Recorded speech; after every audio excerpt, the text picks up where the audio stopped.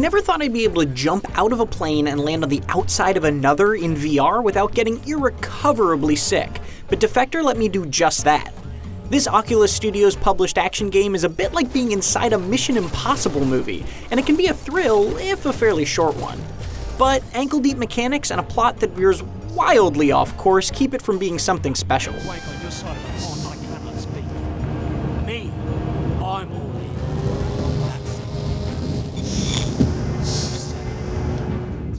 Defector starts as a high-tech spy story about hunting down defecting agents who have run off with 3 pieces of a mysterious device. But by the end of that story, it somehow made its way to laser guns, giant Cylon death robots, and maybe even aliens or magic or something. It's not really clear.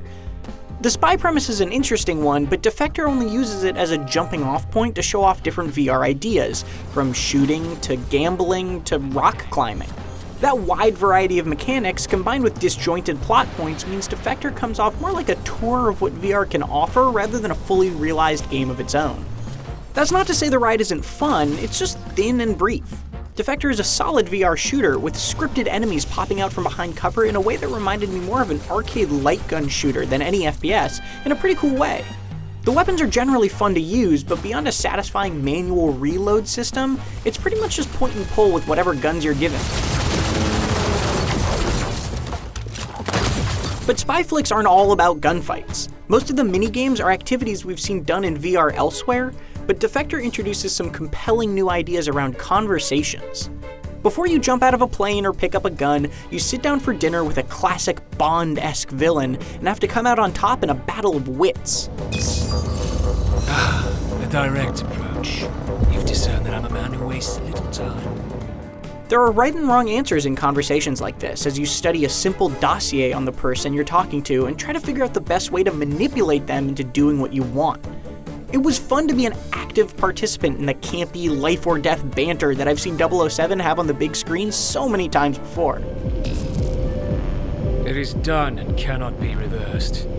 Now I have a gun pointed at us all, I think.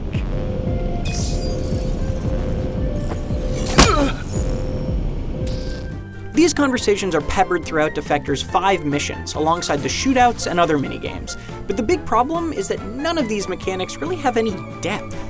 They rarely evolve over the course of the campaign, which renders them more a matter of going through the motions rather than an actual challenge to complete.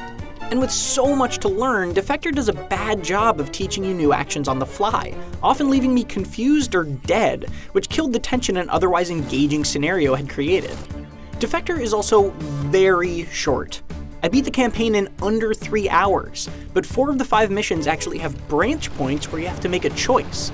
Whole scenes, fights, and even mechanics are locked behind one path or the other, but you can load up missions you've beaten right at their branch point to easily play through what you missed later.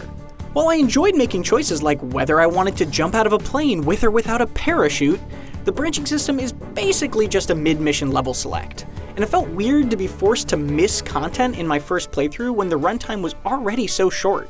It only took me another hour to play through all 4 of the alternate paths, and it never felt like my choices really mattered to the story. Except for the last one, which, without going into spoilers, leads to either of 2 equally nonsensical endings.